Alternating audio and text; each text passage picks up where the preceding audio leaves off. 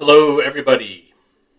Welcome to the AV Geeks Lunchtime Streaming Show, where we watch old 16mm films, and I am back in Raleigh, North Carolina at the Archive. So, because I've been gone for a week, we don't have any things that we have scanned recently. So we're going to revisit some films, and I actually found some films that we've never shown on here, which is great. But I'm happy to be back. It's humid here, of course. Santa Fe, New Mexico was wonderful, and I'm happy to be live and be able to look at your comments live. I will say that YouTube sent me an email on Friday that acknowledged the fact that, yes, my channel had been compromised, and they gave me some steps to be able to verify that I am indeed the owner. And they wrote me today with more confirmation stuff, and it's averaging about 3 days per an email from them. So I am hoping that I'll be able to get the channel back. And then we have to decide what we're going to do with this channel, the kind of backup channel. And maybe you can help me make some decisions about that. I'd like to have everything under one umbrella, but maybe I can do something on this channel once we get the other channel back. If we get the other channel back. All right. I've shown this. I think I showed this in 2020, and I haven't shown it again. But it's the most exciting thing you will see about calcium this month. Enjoy. This message brought to you by Mead Johnson Nutritional Division, the makers of Enfamil and Prosobi, because we care about what you eat and how you feel.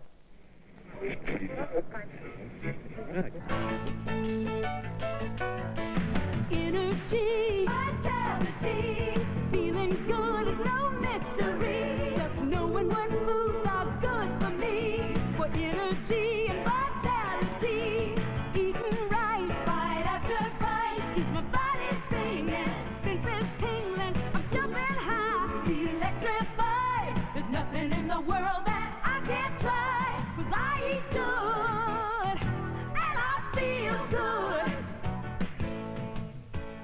Hi there. You know, having a nice bright smile can make a big difference in the way you look, the way you feel. Having strong bones can too. Well, calcium is what strong bones and teeth are all about.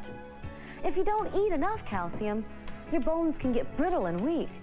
And that's why it's so important that you eat calcium every day. Just how important is it? Listen to what people are saying about it.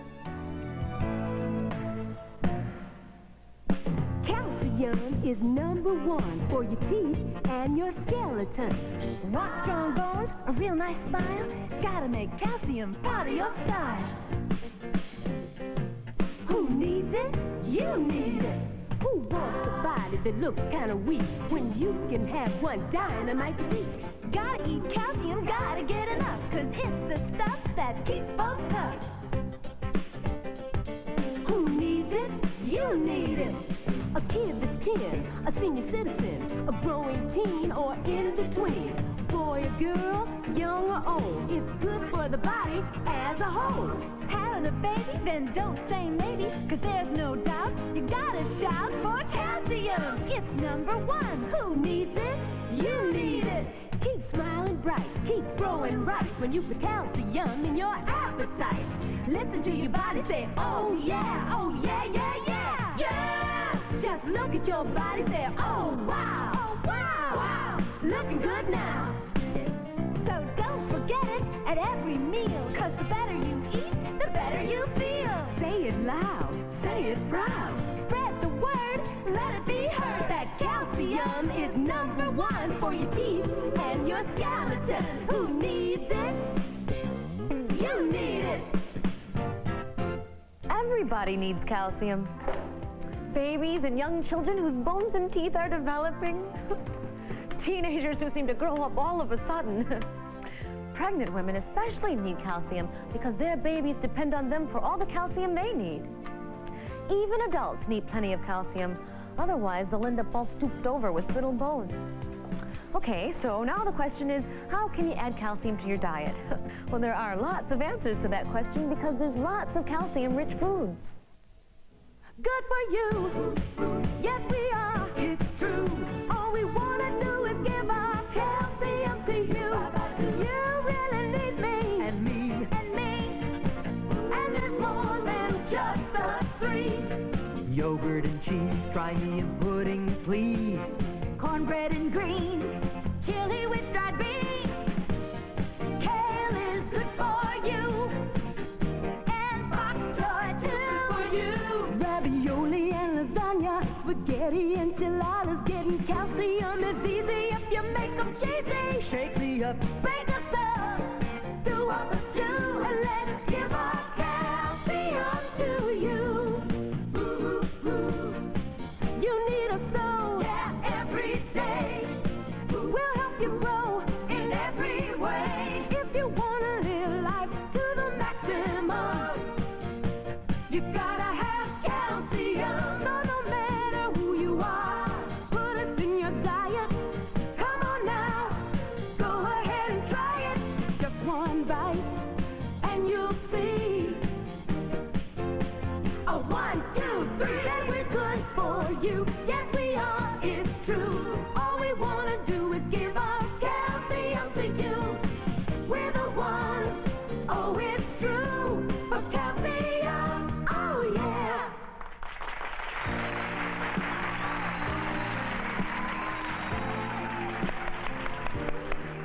I bet you didn't know there were so many calcium-rich foods. Most of us only think about dairy products, but there are other sources. Take, for instance, canned salmon, mustard greens, blackstrap molasses, and almonds. How about a bowl of instant hot cereal with milk for breakfast? Or a beef taco with cheese for lunch. Doesn't that look good? Yes, there are a lot of choices. But remember, when it comes to strong bones and teeth, there is no choice. You need calcium. Your babies and children need calcium. Everyone, no matter how young or old, needs calcium. And there are a lot of easy and delicious ways to make sure you get enough every single day. Doing alright, feeling fine, 'cause we're eating right all of the time. There's nothing to it, just gotta do it. Eat good, feel good.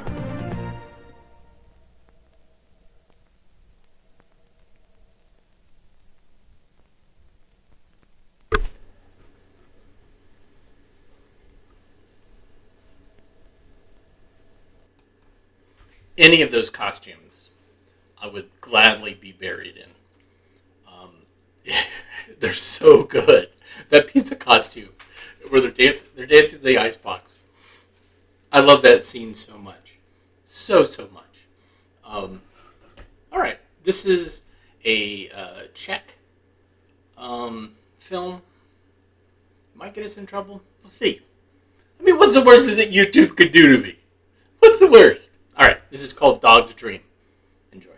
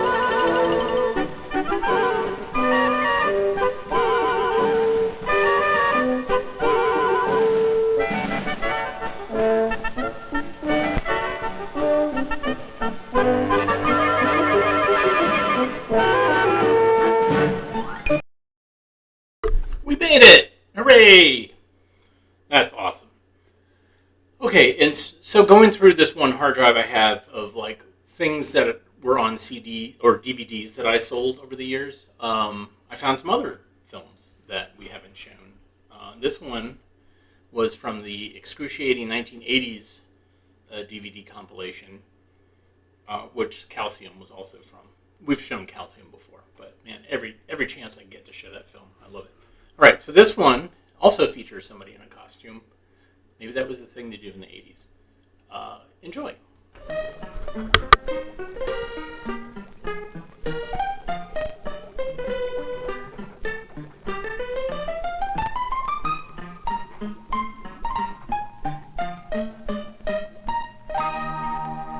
Hey, you.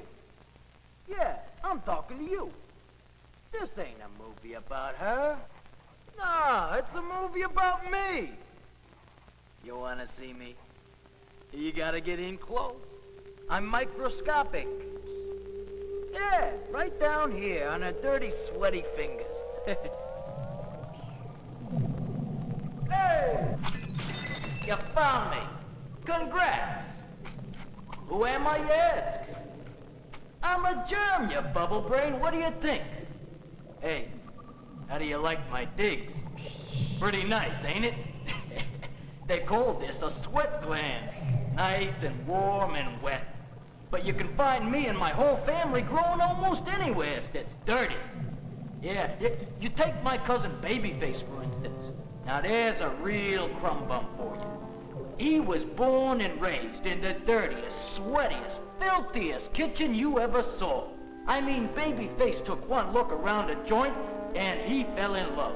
Great place to settle down, raise a lot of little germs, you know what I mean? Well, one day, the kid who lived there come home, and things started getting pretty hairy.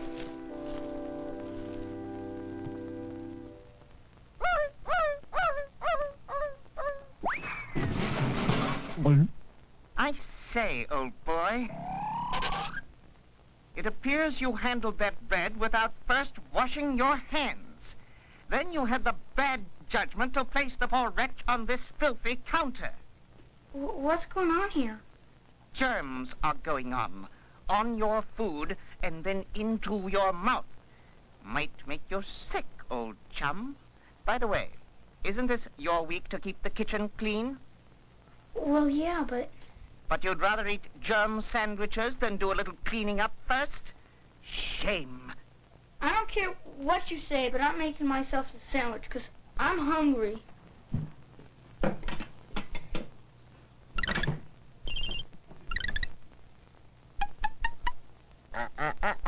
Not with this old egg salad, you're not.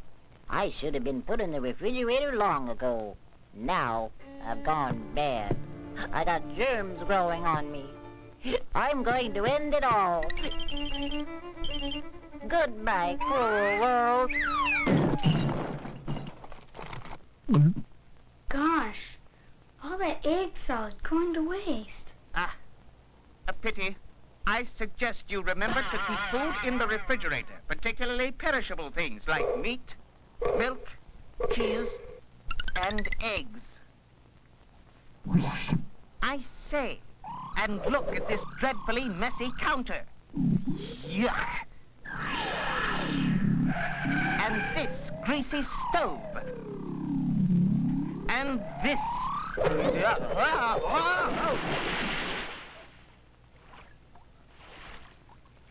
That is not funny. I suggest that you clean up this deplorable mess quickly.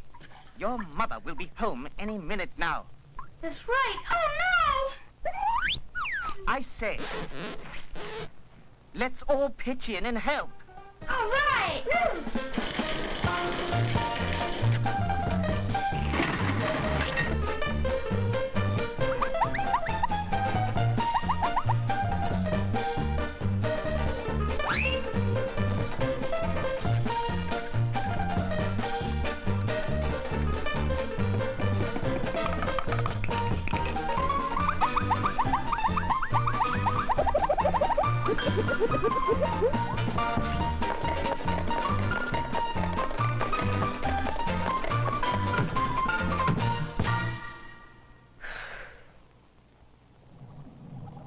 you want to hear another hard luck story?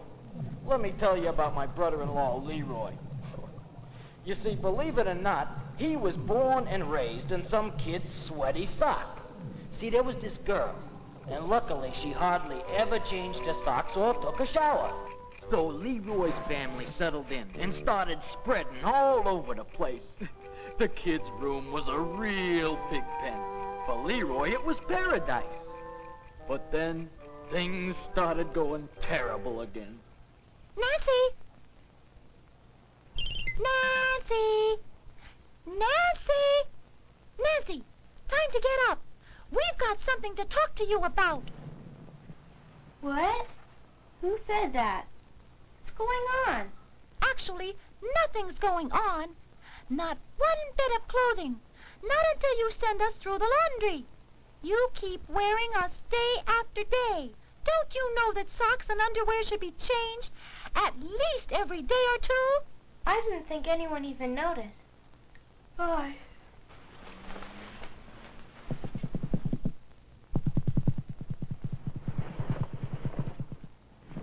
Yuck! P.U. Get off me! You didn't think anybody even noticed, huh? The funny thing is, if your clothes are dirty and smelly, everybody notices long before you do. You sound just like my mother. Well, your mother's right. We're tired of your perspiration. Okay, I'll wash you this weekend. I'll bet you don't know even one reason why perspiration can make your clothes smell bad. Yeah, I'll bet you don't know. Yeah, come on, tell us.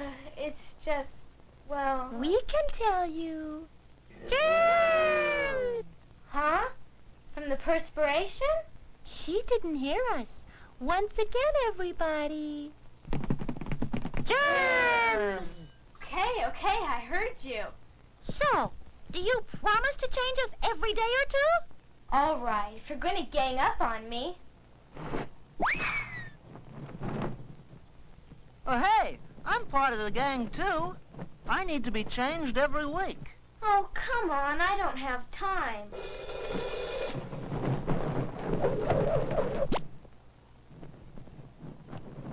What is this? Who cares about sheets and pillowcases? You ought to care. We're like clothes for your bed. We get dirty, too. Okay, you win. Change more often, okay? And another thing, clothes need to be kept not just clean, but neat and clean. When you just throw us on the floor, you make us look like we all sleep in a wastebasket. I do? Yes, you do. We've all decided you have to clean up your act. Okay, I'll do it. Oh, boy, let's go. Yeah! Woo! Hey, look at that. All right. Wow! Nancy, wait for me.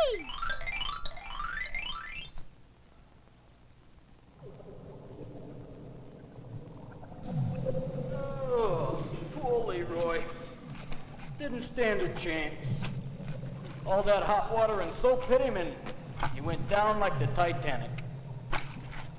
What a sucker. Now my Uncle Elmer, hey, he really had it made for a while. Yeah, he started out in some kid's greasy, unwashed hair. He got off under the kid's comb, and when the kid lent his comb to his friend, Uncle Elmer got into that kid's hair. Thumbed the ride home, you know what I mean? Well, the kid was getting ready for bed that night, see? And Uncle Elmer was just getting cozy. When you guessed it, things started going haywire all over again. Hey, what's going on there, handsome? I was just going to bed. Without brushing your teeth and taking a shower? Shower?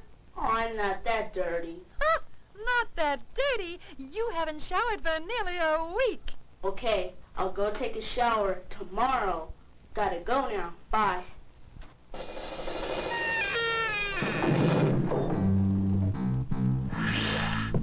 You're not going anywhere, Buster. You are under arrest for first-degree slobbery. Slobbery? I'm not a slob.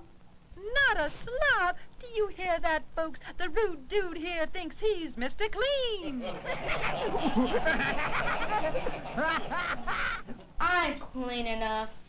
You haven't showered. You hardly ever wash your hair. Your ears are so extra you practically got crayons growing out of them. And you don't brush your teeth right. I think a little demonstration is in order. Good idea. May I have the teeth, please? Oh, wrong teeth. That's more like it. First question, contestants. How often should you brush your teeth? After every meal, and if you can't brush after a meal, like after lunch at school, you should at least rinse your mouth out with water. Excellent. 50 points for the toothbrush. Next question. How soon after you eat should you brush your teeth? As soon as you can. Especially if you've had something sweet. Correct. 50 points for the choppers. Next question. Can you demonstrate the correct toothbrushing technique? You bet I can. Angle the brush and move it in small circles gently across your teeth and your gums. Brush a few teeth at a time and then move to the next few teeth until you've brushed from one side of your mouth to the other. Then do it all over again on the inside of your teeth. Well, I'll be a gum brush. Excellent demonstration. 50 points for the kid. Tell me, how come you don't brush your own teeth that way? Well, guess I'm just a little lazy. All right. 100 bonus points for honesty. That's not fair. Last question. What else should you do to fight cavities? Blossom, you should use dental floss at least once a day. Lots of food gets stuck between your teeth and under your gums. Absolutely correct. You're our new winner. Your prize is waiting for you behind curtain number 1. You have won a luxurious, healthy, refreshing, hot shower. Yes, you can shower in the morning before school or at night before bed. The choice is yours. If you perspire a lot or get extra dirty, you'll want to shower every day. Otherwise, every other day. And use plenty of soap. Soap and a washcloth like me scrub away the perspiration and oil that comes out of your skin. Out of my skin. Oil? Sure. Your skin produces oil to keep itself healthy and soft. Without it, your skin would feel like a paper bag. But if you let the oil stay on your skin too long, it clogs the pores and germs will grow in them. Oh, so that's why we have to shower, to wash away oil and perspiration. And dirt. Precisely. Hey, my man, don't forget old Mr. Shampoo. You ought to wash that mop of yours about twice a week. And after your shower, dry yourself off completely. And don't forget to dry your feet, especially between the toes. Otherwise, fungus could start growing there, the itchy kind.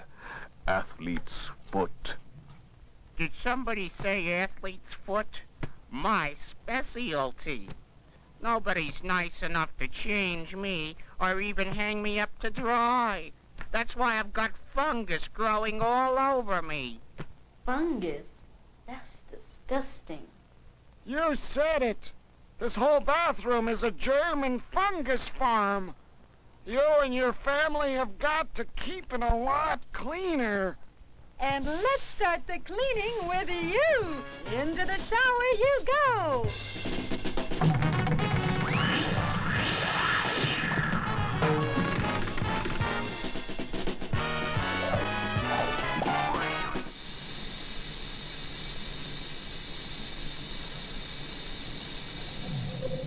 Kiss old Uncle Elmer goodbye. Shampooed to death. Oh, let me tell you, it's getting hard to be a jerk. I mean, too many kids are cleaning up their act, you know? They're keeping their bodies clean and their surroundings, too. It's depressing. Us poor germs, we never get a chance to start spreading, to start really stinking up the joint, to start causing some of the fun diseases. But I'm no sucker. Now, I got myself a real pigeon here. Yeah, she'll take me to school tomorrow and spread me around. Maria, it's time for dinner. En un momento, Papa, as soon as I wash my hands. What? Did she say she was gonna wash her hands? That ain't fair! No, look at that! Oh, so the hot water! Oh, I hate it! Oh, no! You can't get away with this! I got wait till my relatives hear about this! I'm gonna tell you where I come from! I just can't do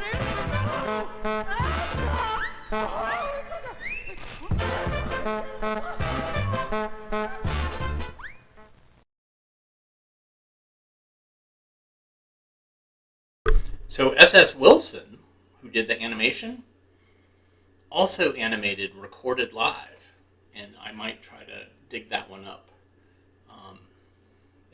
I've shown it a couple of times, but it's memorable. Okay, so what time is it? All right, there we go. This I showed a long time ago, and I thought about it recently because somebody wanted to use some stock footage from it, and it is very poignant today. It's called Thinking Machines, and it's about the future of computers, or about the state of computers at that time. Enjoy.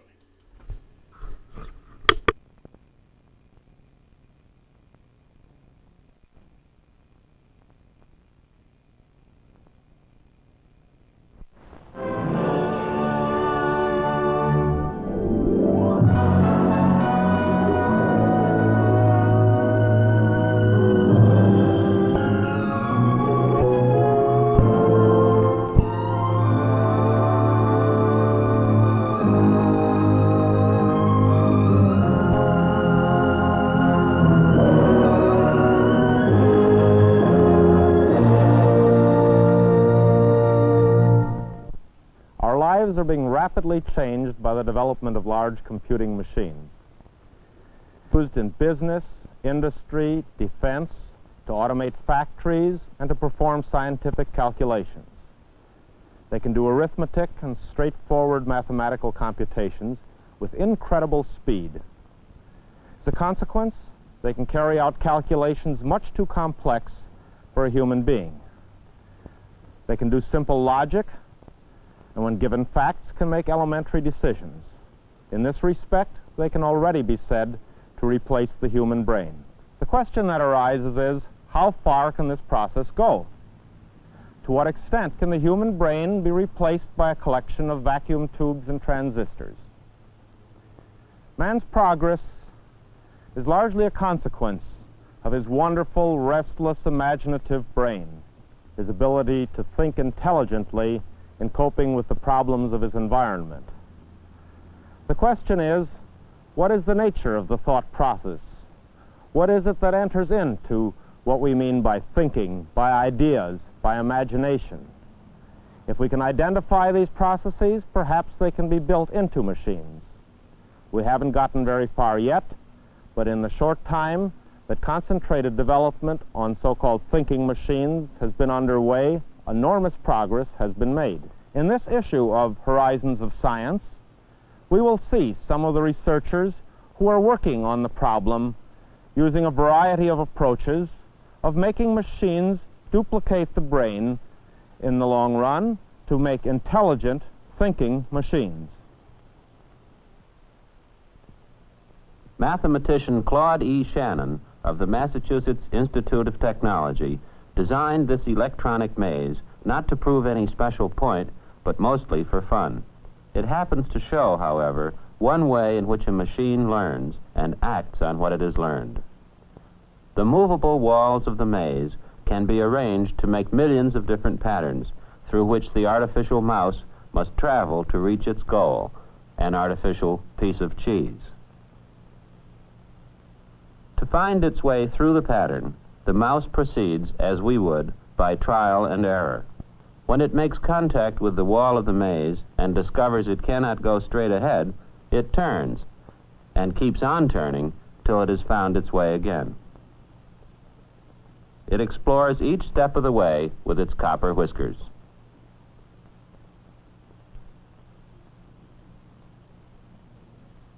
Here's a dead end. The only thing to do is go back again.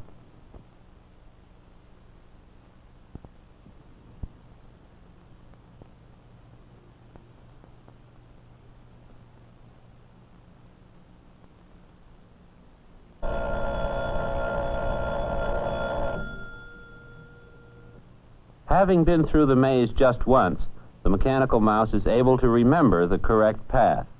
Set down anywhere along that path, it takes the most direct route without making a single false turn on through to the end of the trail.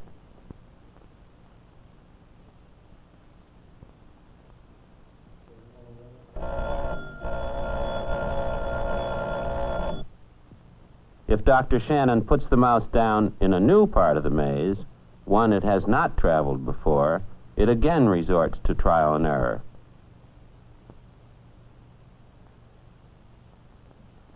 But on re-entering familiar territory, it remembers every turn.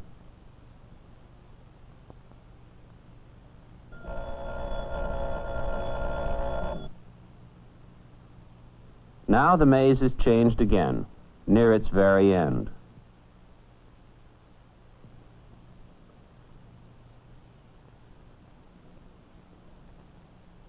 Things go smoothly enough at first, as the mouse proceeds on the basis of information it remembers.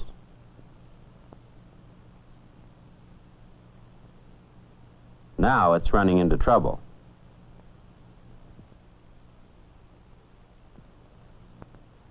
But fortunately, it is able to adapt to this new situation. It resorts once more to trial and error and acquires reliable new information to replace the old.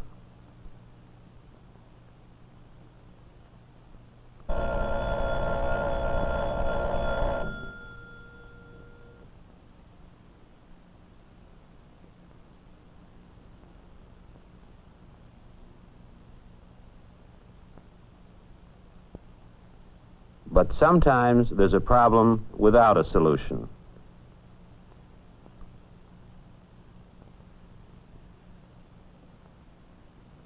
And even a mechanical mouse must have a helping hand. This agile, three-wheeled little mouse contains a small bar magnet, controlled from underneath the maze by an electromagnet that is mounted on a carriage driven by 2 electric motors. 100 relays and electrical circuits remember the directions for the mouse in much the same way that information is remembered in a dial telephone system. Dr. Shannon's mechanical mouse demonstrates that machines can learn by experience and can revise what they've learned when it no longer works. 2 important characteristics, at least, of intelligent behavior. What can we learn about thinking from a game of chess? One challenging approach has been made by mathematician Alex Bernstein, based on this ancient, intellectually demanding game with its complex moves and its endlessly varying patterns of play.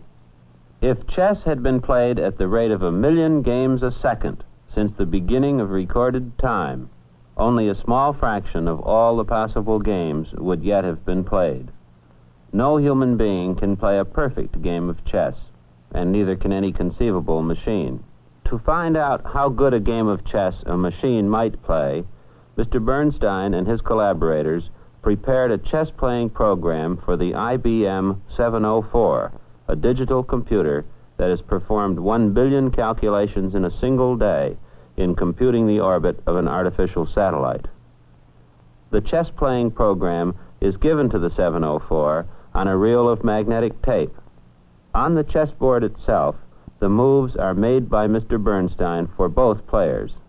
As he makes a move, he communicates it to the machine.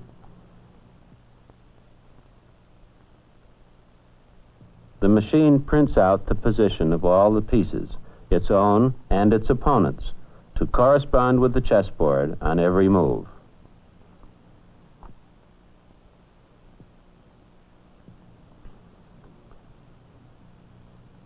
In calculating its moves, the machine considers the board square by square.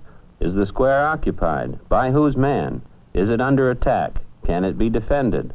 Can it be occupied? All this has taken a long time by computer standards, 1/10 of a second. Now the computer proceeds to select its move. It has about 30 possible moves. After asking 8 preliminary questions about each of them, it selects 7 of the 30 for further analysis. It tests each of the 7 through 4 moves ahead, considering its opponent's possible replies and its own possible counter responses in each case. It examines 2,800 positions in 8 minutes. Now the machine prints out its move. It elects to take the opponent's knight with its own bishop.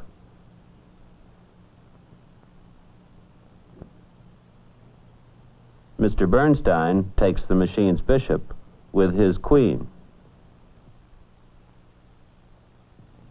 The move is recorded, but the machine rejects the move as illegal. The difficulty is in incorrect coding, which is corrected. The game continues, with the machine playing methodically and tirelessly. It's never absent-minded and never makes an obvious blunder. In individual moves, it often plays like a master. In a complete game, it can defeat an inexperienced player, but can be outwitted by a good one. This game has gone up to the 21st move. Mr. Bernstein attacks strongly, threatening the machine's knight with his castle. He records the move. The machine's response is a useless pawn move. Its unprotected knight is lost to Mr. Bernstein's castle.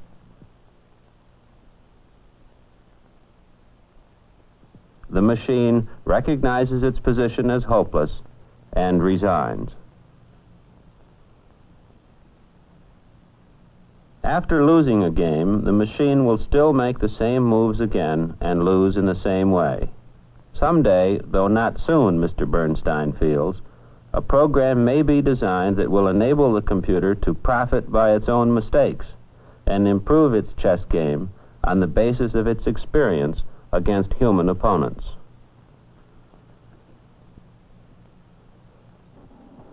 The machine we see here can perform a function that was once only possible for living creatures to perform. It looks at a drawing of a circle, a triangle, a square, or a pentagon, and makes a decision about the essential nature of each image, communicating it to us on the panel above. It is called a pattern recognizer, and it was designed by Mr. Leon Harmon, an electrical engineer in the Visual Research Department of the Bell Telephone Laboratories. In scanning these figures, the pattern recognizer looks for and tries to extract the essential feature, in this case, three-sidedness. Within limits, it can recognize any triangle, no matter what its size or position. The pattern recognizer calls this image square, in whatever direction it lies.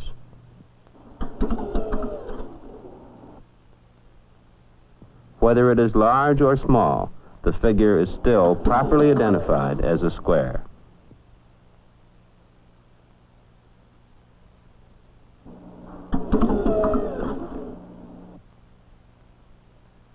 Separate objects can be distinguished from line drawings.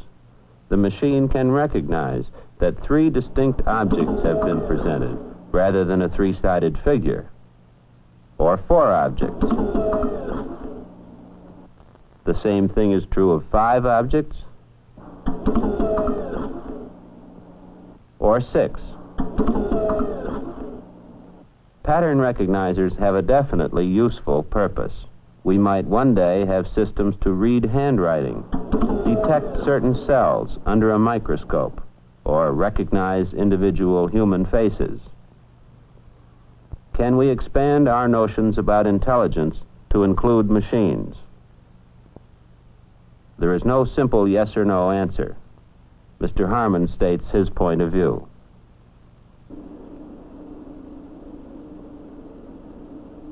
The behavior of some man-made machines is impressive.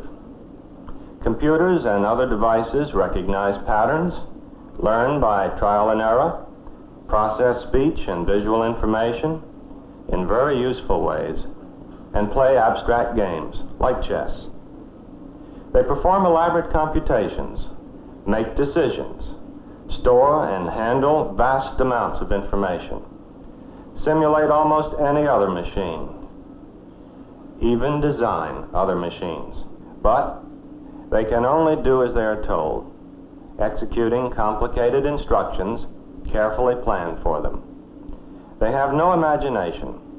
They cannot create or invent, and therefore they do not think in any real sense. Consequently, we can't call them brains. In structure, the differences between computers and brains are vast. The building blocks which make up the brain are extremely complex. This is a drawing of a single neuron. There can be thousands of individual connections to each one. The neuron is microscopically small. It is less than 1/1000th the length of a typical computer element, a transistor, which typically has only a few connections leading in and out. The difference in complexity between nature's building blocks and our electronic ones illustrates only part of the vast difference between brains and computers. Our most complex computers have something like 1 million elements in them, while the brain contains roughly 10 billion. That is, the human brain has 10,000 times as many working parts as the computer, and each one of them is many, many times more complicated. Actually, no one really understands the intricate mechanism of the brain. In order to study the brain, we can investigate it directly.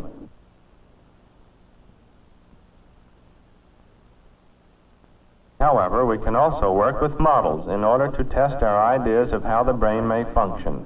We can, for example, use simple electronic models of nerve cells. This device simulates some of the properties of a single living nerve cell. We call it an artificial neuron. We can connect numbers of these units together to get a variety of complicated responses to stimuli. If we connect a photocell to the input,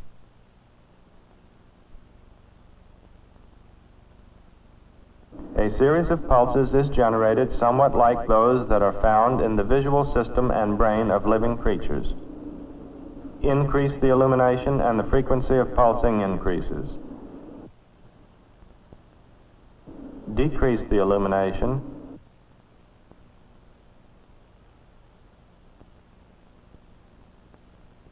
and the frequency of pulsing falls off.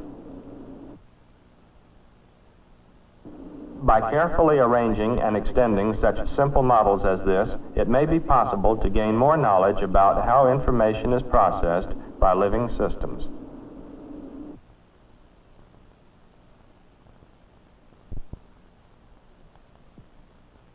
We hope that in the evolution of our ideas about building machines, to find ways of designing systems that will learn for themselves, that may profit from their experience, and do useful things in non-predictable ways. It will take tremendous amounts of research and exploration to gain more knowledge about intelligent functions in both machines and brains. At some points, our findings from both areas may come together. Perhaps someday we will really be building intelligent machines. Also, a time may come when we will understand the complexities of the human brain. The roads to such understanding are long, but they are fascinating and tremendously challenging.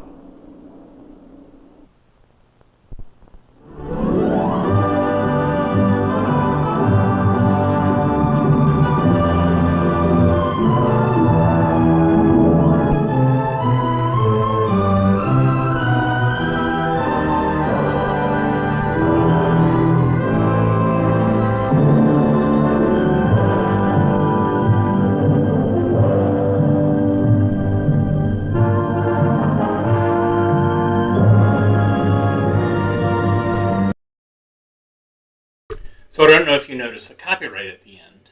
That was Educational Testing Services, the people who administer the SAT, the ACT, and probably MCAT, and probably some other things. So it's weird. Like, I need to know more about what the films they made. And so they made this whole series called Horizons of Science. But how did the making films tie into the fact that they made most of their money charging for standardized testing?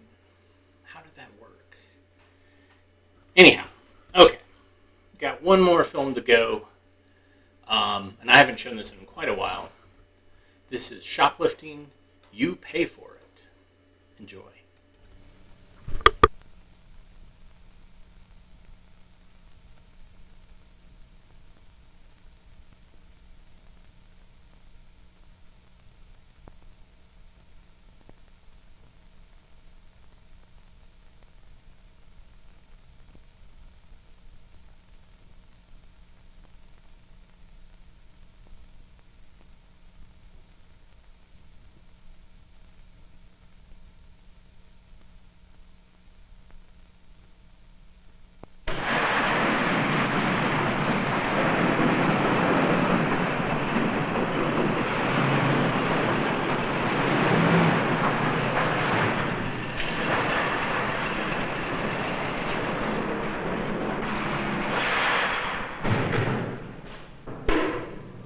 Walking up the ramp, please. Okay, right up to the front. Turn to your right. You have a seat on the bench and we'll be right with you. We got one shoplifter for you, Walt.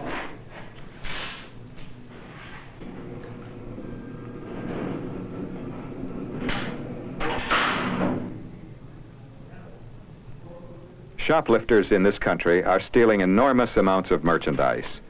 Today, shoplifting is a multi-billion-dollar problem. Take everything out of your pockets, put it on the counter.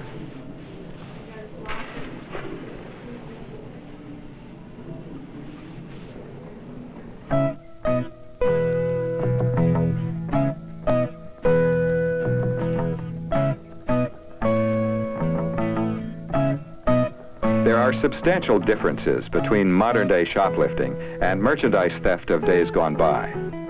In the past, stores were smaller. Most items were kept behind counters or in display cases, and the proprietor was frequently someone who knew each of his customers by name. But in the last 30 years, this country has moved to a different mode of selling, the convenient self-service method. Our self-service system has revolutionized the marketing industry and is the envy of the world. Stores have grown larger in number and size, and so has the variety and selection of merchandise. This self-service system gives consumers a chance to browse and inspect the merchandise. It's really an honor system of buying. That will be $17.95, please. All right, out of 20.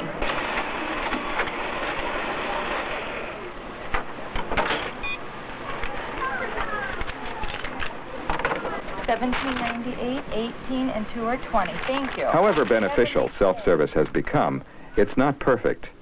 The one drawback to the honor system is that it has increased the opportunity to steal.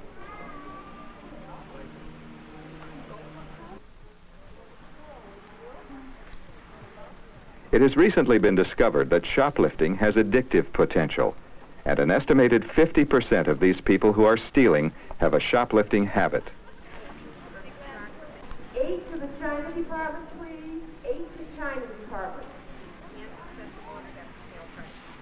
Shoplifters experiment with smaller items first. Consumers with a shoplifting habit seldom start by actually saying, "I'm going to take something from a store once a week or once a day." But eventually that's what they do. Once successful at shoplifting smaller items, they often develop an appetite for more costly items.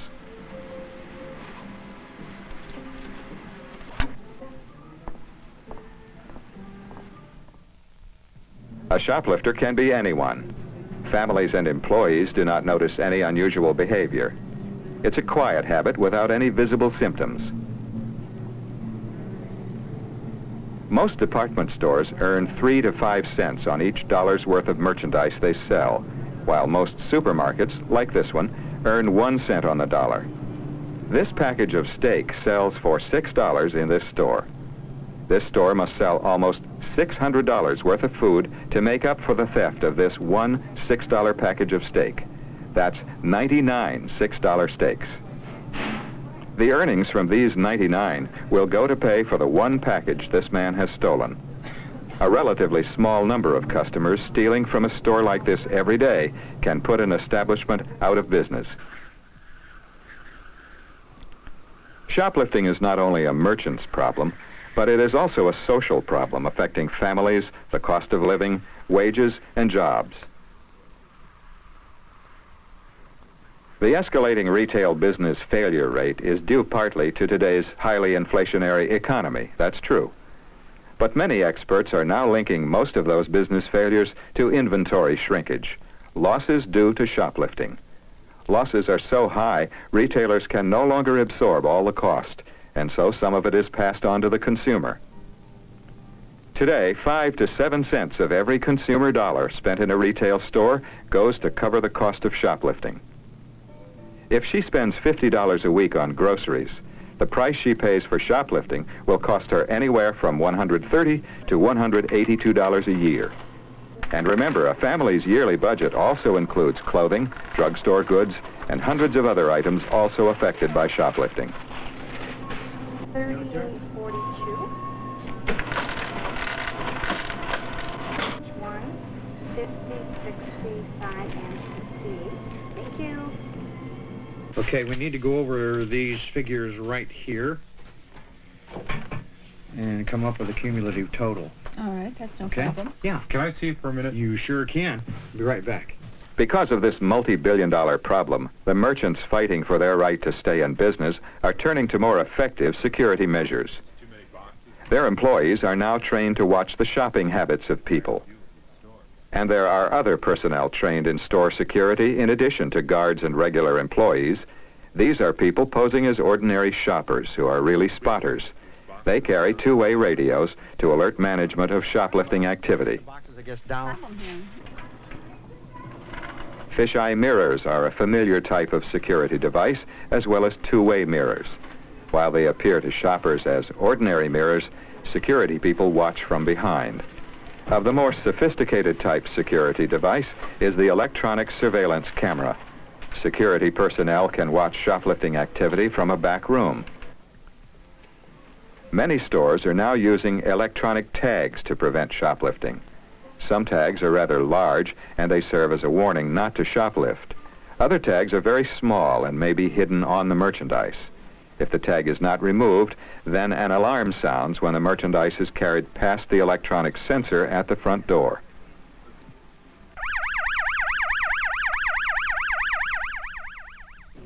To the observer, it's impossible to tell which stores have minimum security and which stores have excellent security. While merchants do not want to offend the honest consumer with obvious deterrent devices, at the same time, they don't want to reveal their protection devices to shoplifters. This store has good security, which creates the illusion of having no security at all. This illusion frequently gives shoplifters the impression nobody's watching. When conditions appear to be right, other thought processes begin. I spend lots of money here. They won't miss this one.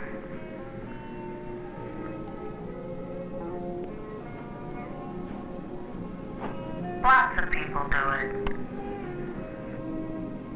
Why should she get away with that? She's stealing.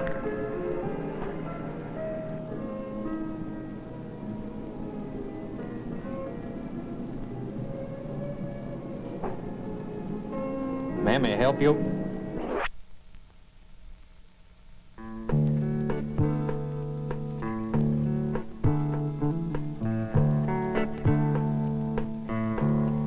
It may come as a surprise to know that honest people can get caught in a shoplifting incident just because of poor shopping habits. She didn't mean anything by this, but she can be accused of shoplifting. Concealment is now considered presumption of guilt in many states, even when it occurs inside a store.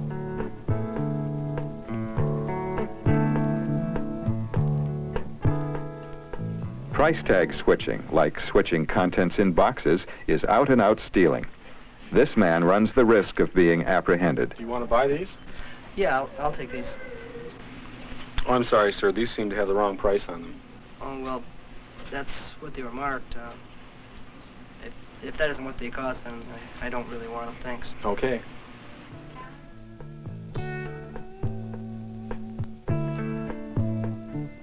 An organization called Shoplifters Anonymous has developed specialized techniques to explain the big gamble involved in shoplifting. Lawrence A. Connor, president of Shoplifters Anonymous, is exploring the risks involved in shoplifting with a group of students. I am now about to invite you to shoplift at my merchandise table. Before I do, I want to explain to you the three factors here: the odds of success or failure, the reward if you succeed, the penalty if you fail. Over this table, I have placed a television camera. At each end, there are people standing. Behind here is a two-way mirror. Now, there may be no one behind that mirror. This TV camera may be fake. These people may be ordinary customers. My merchandise table may have excellent security, or the security may be non-existent. I know the facts, but I'm not going to share them with you. If you want to gamble at this merchandise table, you must do so without knowing the odds of winning or losing. If you accept this condition, take the gamble and win, you get to keep any merchandise you have concealed. If, however, any one of these things represents active security, you will be caught, you will lose, and you must pay the penalty. Now let's discuss the penalty. I want the right to charge you with a crime, put you in handcuffs, place you in a squad car, transport you to the police station, then fingerprint and take photographs. I want the right to prosecute, to bring you into a courtroom, find you guilty, levy a fine, and make you pay court cost. Because you're a first offender, I will not require you to spend time in jail. However, I want the right to use this stamp on any diploma you have received for past scholastic achievement. I also want the right to use this stamp on any diploma you receive in the future. In addition, I want the right to tell everyone who hires you for the rest of your life that you're a convicted thief. This is the penalty you must pay if you take something from my merchandise table and get caught. Okay, let's gamble. Come on up and help yourself. Now, who gambles at my merchandise table? No way. It's ridiculous. No, that's stupid. Let me explain the two things that made my invitation so objectionable. First, I insulted your intelligence by asking you to gamble without telling you the odds. Second, I added insult to injury by asking you to risk a whole lot for a relatively small reward. The illustrations I used were for dramatic purposes. However, shoplifting convictions can and do follow people for all of their lives. A store looks much less threatening than my merchandise table. However, the fact is that a shoplifter cannot tell the odds of winning or losing. It is virtually impossible to tell if anyone is watching. The layout of a store gives a sense of false security to many people who are tempted to steal. Nothing strips away this illusion like knowledge and intellect. I hope this is the lesson that you learned here at this merchandise table. You now know more than the average person about shoplifting. With your new knowledge, how would you feel if your daughter, son, husband, wife, or even grandma or grandpa were caught shoplifting? How would you react to the moment? Hello? Yes? Oh, no. You will be helping your family and your community by sharing the following points with them. Shoplifting has strong addictive potential. It often becomes habit-forming. The high cost of shoplifting puts many stores out of business and eventually affects the jobs of honest working people. Good security gives the illusion of no security. A shoplifter must take a big risk for a relatively small reward without knowing the odds of getting caught. Poor shopping habits can be construed as shoplifting. Honest taxpayers are being forced to foot the bill for the people doing the stealing. Now that you know the facts, what can you do about it? If you see a shoplifting incident, report it and tell your family and friends what you've learned today. It's time for honest consumers to band together to help put an end to this expensive problem. And now, it's up to you.